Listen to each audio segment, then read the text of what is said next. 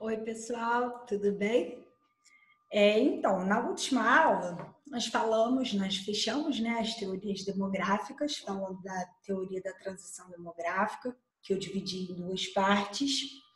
E essa semana eu vou fazer com vocês uma revisão dos dois tempos de aula, e essa revisão vai ser baseada em algumas questões de vestibular, de Enem e de UERJ. Algumas eu acabei adaptando para a gente conseguir contemplar os principais conceitos e dar uma relembrada nesse assunto que é tão importante e ao mesmo tempo tão extenso.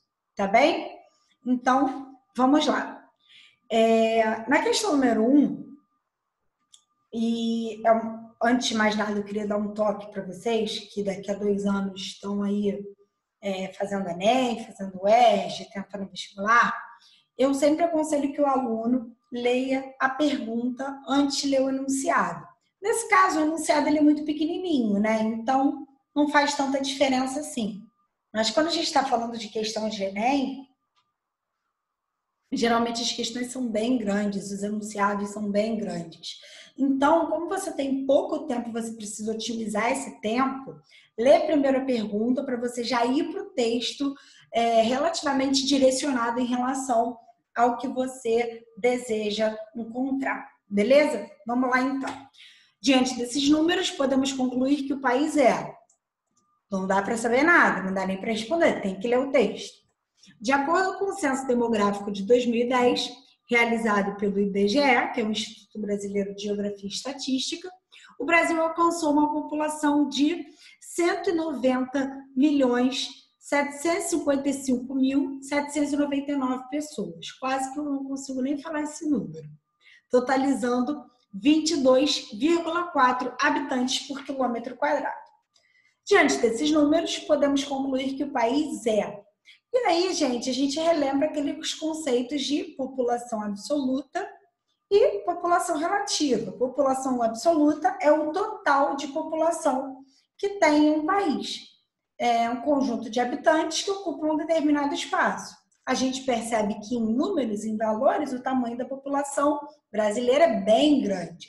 Em contrapartida, quando a gente vai ver o número de habitantes por quilômetro quadrado, que vai ter a ver com a densidade demográfica ou com população relativa, que são sinônimos, a gente percebe que o número fica bem baixinho. Por quê? Porque o Brasil é um país de dimensões continentais. Então, ele é tão grande que, mesmo que a população em valores absolutos seja muito elevada, quando a gente divide pelo tamanho do território, a gente vê que essa relação vai dar um número baixo. Então, nós costumamos afirmar que o Brasil, apesar de ser populoso, ele não é povoado, ou ele tem um baixo índice de povoamento.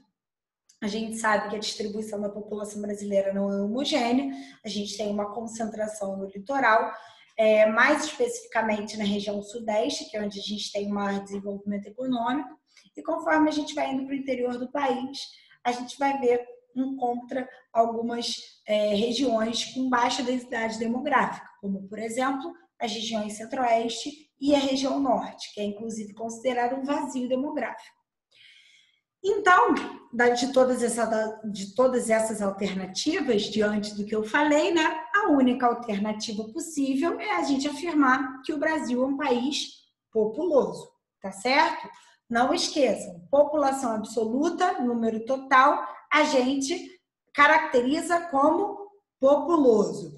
População relativa, relação entre população e espaço ocupado, a gente vai caracterizar como povoado. Número 2. Questão número 2, está péssimo de ler o texto. Mas o que vocês conseguem identificar pela imagem? Porque a imagem ela é autoexplicativa. A gente está tratando de uma questão de teoria de crescimento demográfico e a gente vê que no primeiro quadrinho o mundo está bem grande, o bebê está pequenininho e à medida que o bebê vai crescendo, que dá uma ideia de população jovem, o planeta ele vai basicamente se esgotando, como se o bebê ele fosse mamando, ele fosse usufruindo, demandando de todos os recursos do planeta. E aí ele no final deixa um quadro em aberto praticamente perguntando como seria daqui a algum tempo quando essa população aumentasse mais aí. E aí a gente vai para o enunciado. O ritmo do crescimento demográfico da espécie humana frente aos recursos naturais disponíveis no planeta gera polêmica entre cientistas há pelo menos 2 séculos. Vocês sabem, vocês viram pelas aulas, que quando a gente estabelece uma relação entre crescimento populacional e degradação de recursos naturais, uso de matéria-prima e produção de lixo, geralmente a gente está se referindo à teoria ecomalthusiana, tá? Mas, como vocês podem ver, não tem essa alternativa aí. Então, a gente precisa ver qual é a alternativa que mais se aproxima da ideia da questão. Qual é a alternativa, gente, que fala que o subdesenvolvimento ele é consequente, ele é causado, por conta do crescimento populacional, principalmente da população jovem, usando aquele termo como baby boom ou explosão demográfica. É a teoria neomalthusiana, tá? Que é uma releitura da teoria malthusiana que defende que, enquanto a população cresce em progressão geométrica, o alimento cresceria em progressão aritmética, consequentemente, em algum momento ocorreria uma grande fome por falta de espaço para produzir alimento para toda essa população. Já que, segundo as previsões do pastor anglicano e economista Thomas Robert Malthus, a cada 25 anos a população ela tenderia a duplicar. Então, gente, letra A, teoria liberal, eu nem dei isso para vocês. Teoria marxista, alguns usam como sinônimo de teoria reformista, tá? A teoria reformista não é, porque a gente sabe que, na verdade, a causa da pobreza e do subdesenvolvimento ela não tem a ver com o tamanho da população jovem, e sim o contrário. À medida que um país vai se desenvolvendo, vai ter acesso à educação, à informação, à saúde e vai tendo melhores condições de vida, a tendência é que as taxas de natalidade comecem a cair. Então, na verdade, a pobreza e o subdesenvolvimento são as causas do elevado tamanho da população jovem. Nesse caso, a resposta é letra D de Danoninho. E aí a gente vai para a questão número 3.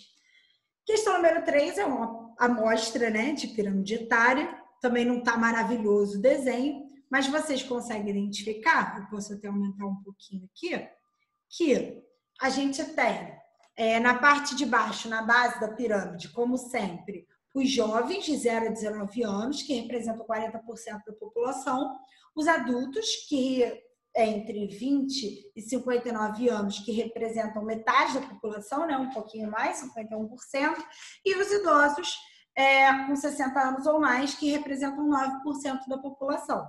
Assim, a gente percebe que ela é uma pirâmide com a base que está se estreitando, que vive uma janela, um bônus demográfico, que é uma elevada quantidade de população em idade economicamente ativa, e que, com o passar do tempo, a tendência é que essa população vá envelhecer, certo?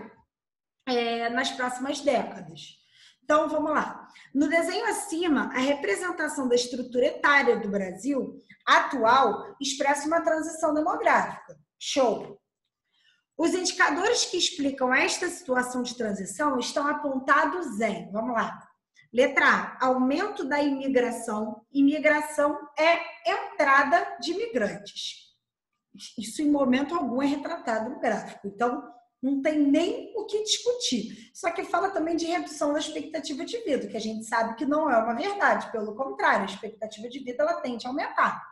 Então, tá errado. Letra B, redução da imigração. A questão insiste em imigração, não sei da onde, mas vamos lá. E ainda tem aluno que marca isso. E aumento da taxa de mortalidade, o que também não é evidenciado no gráfico a partir do momento que você vê que está tendo, pelo contrário, um aumento da expectativa de vida, e que não tem nem população idosa de forma tão numerosa a ponto da taxa de natalidade começar a crescer por conta da morte dessa população que já é bem mais velha. como acontece em alguns países europeus atualmente. A letra C, ela vai falar da redução da taxa de natalidade e aumento da expectativa de vida, logo, show de bola. C de coração, é o gabarito.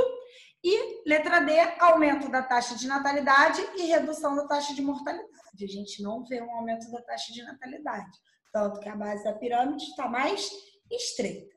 Então é isso, galera. Fechamos aqui, então, essa aula de revisão de exercícios e na próxima nós vamos continuar tratando de questões de vestibular.